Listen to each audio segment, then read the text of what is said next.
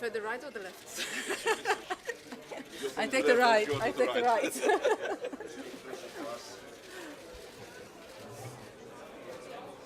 Ladies and gentlemen, good morning. We had just in the Foreign Affairs Committee a 2-hour debate with the Foreign Minister of Italy, who introduced us to the Italian work plan and priorities, but also gave a report about the Gymnich meeting the last weekend. It was very clear that in the center was crises like Ukraine, where we see more and more Russian aggression, and the will and the thoughts about how a diplomatic and political solution can be still achieved, including the question of the sanctions which were decided in the European Council, but also what it all means for the preparation of the NATO summit. At the same time, we cast all the questions from South Stream to Iraq, Libya, the humanitarian questions in Iraq and Syria. But I would not like to make these statements all by myself, so I would like to introduce to you Federica Mogherini. We will have a hearing with her at the end of this month. We have decided not to have a first hearing today, so she is here not as the candidate for European Foreign Minister, but as Italian Foreign Minister. Federica, the floor is yours. Thank you, Elmar. Yes, we discussed in Milan, where Elmar had the courtesy of coming to participate to the Gymnich Friday, if it was appropriate to keep this presentation of the priorities of the Italian presidency today. On my side, this is extremely important as a sign of starting with the right steps, building a fruitful cooperation, fruitful and full cooperation with the European Parliament and the committee. I don't know if we were successful in limiting the issues to the Italian presidency and to the Gymnich, but I guess at least I enjoyed the debate very much, and as always, the parliamentary life is always very lively, interesting, and politically relevant. And so I take it as a first chance. As you said, we discussed, I presented the priorities of the Italian presidency, the things, the fields in which we will support, and we are already supporting the work of the High Representative. That is the task that the presidency is given in foreign policy. We discussed a lot about the enlargement. As you might know, I paid one of my first visits after taking the presidency in July to all the capital cities of the Western Balkans to set a clear message of engagement in this respect of the Italian presidency. And then I reported on the discussions we had in Milan Friday and Saturday on the major crisis, Ukraine, obviously with the developments that we've had also in the last days, and with the decision of the Council Saturday night to work on a further package of sanctions. I reported the work that under the presidency that we hold has started yesterday in Coreper to prepare the package. The package will be presented by tomorrow from the Commission. Coreper is meeting again tomorrow, Thursday and Friday, and by Friday a decision will be adopted. So apart from that, I reported the work we've done on Middle East in terms of, in a stricter sense, the work we've done and we're going to do to support the ceasefire in Gaza, making sure that it's a real ceasefire, it's really long-term, and most of all that it is linked to a political process that can lead to a solution, a two-state solution, and a solution that can allow us not to go back to a crisis in Gaza in 12 months or 18 months again, but find really a solution. And we need Europe there, that's clear. I reported also on the discussion we've had on Syria, Iraq, the efforts to face the challenges posed by ISIL in the region. We discussed Libya in Milan and so also here. I think it was an extremely good, fruitful and interesting discussion for me, not only to answer to the questions, but also to listen to the members of parliament views, concerns. And I think we will have in a few weeks another fruitful chance on a different, under a different hat. Two, actually, no, one for the committee. But for me, it was a very good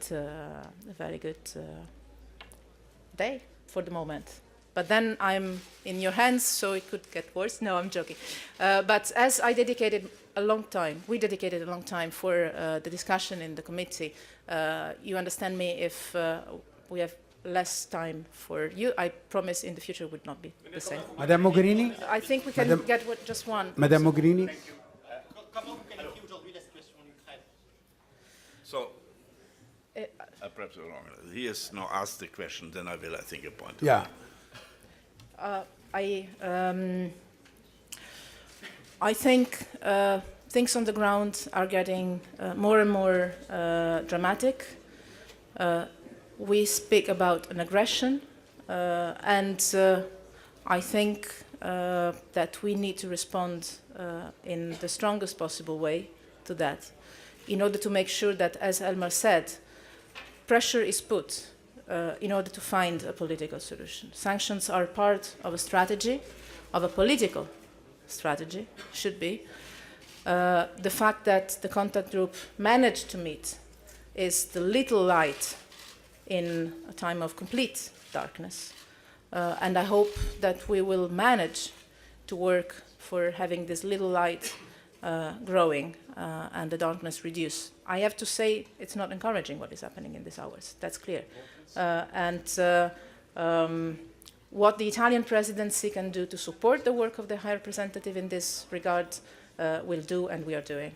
As you know, the work we're doing on Coreper is under the Italian presidency responsibility, and we're doing fast and in a consensual way, hopefully, to implement paragraph 12 of the conclusions that were taken on Saturday. One after the other. I think, no, but I think my time has finished. It's finished? Because we said I had to finish at 11, so I think just one maybe. What are you expecting from the NATO summit? And there. Probably two questions. You and then the man there in the back with the glasses was the first one. Then it's finished. What are you expecting from the NATO summit in Wales on Ukraine? Will you be in Wales for demanding me? No. I expect, first of all, an overall discussion, because the NATO summit has obviously to respond to the situation in Ukraine, which is at the moment extremely dramatic. But I think we should not forget all the other crises that we have around us.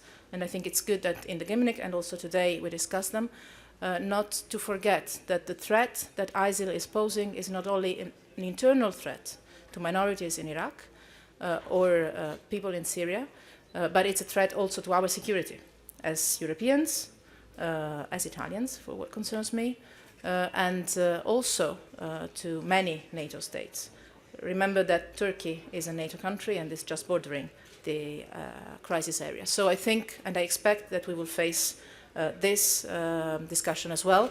I will have a conversation with John Kerry on this later today.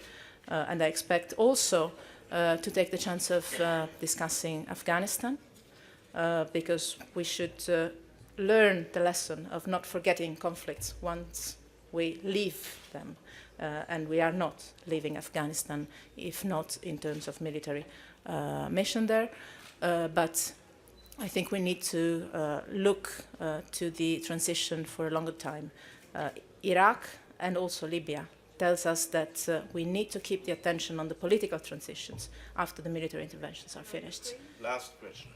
Minister, you said that you want a political solution with the Islamic State.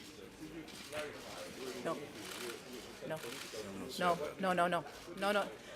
I say it the Nordic way. No. No, I never said this. I'm sorry. Maybe the translation was referring a different. I never said a political solution with ISIL.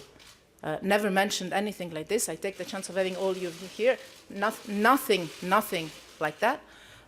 No way. I said we need to build a regional framework in the Middle East that allows different actors to face together the challenge of ISIL and respond together to the challenge that ISIL is posing in terms of security, in terms of humanity, let me say it like this. So no way there is a political solution or deal towards ISIL. There is a clear confrontation that, for the first time maybe ever, might be the opportunity to put together actors that in the region not necessarily have liked talking to each other so far, let's put it this way, to be diplomatic. So I think we have to be very clear. That is, as the Pope mentioned, potentially a conflict that is going to become major also for our societies. So we have to be very careful, very tough on that. No way there is a political dialogue at all. I'm really sorry if my words were reported badly, but I take this chance to correct them completely. I'm sorry, but I have to finish it now. No, Freshman. You have to blame me because I did not stop the meeting earlier there, so we have to close it now. It's all the fault of the European Parliament. Never. Thank you so much. Thank you very much. Thank you.